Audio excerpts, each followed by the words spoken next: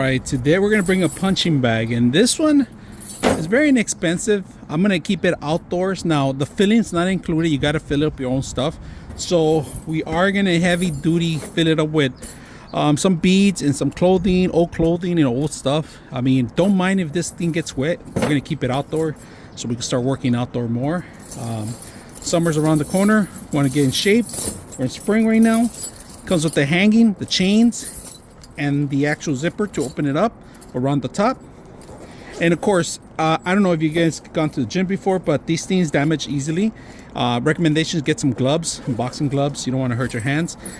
Tape it up once in a while. You know, you got to tape up some of the critical areas. Break it down first. You know, I say start punching it slowly in certain areas, move it around, spin it around once in a while so you won't damage the same spot over and over.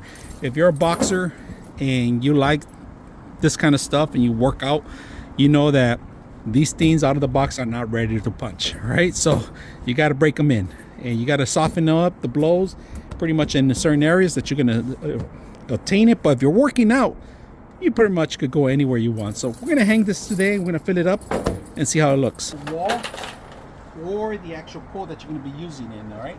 So I pre-installed the actual screw and the hanging tool. Now we are going to hang our bag, and this one here, I recommend you when you're setting up your bag, don't fill it up, have it empty.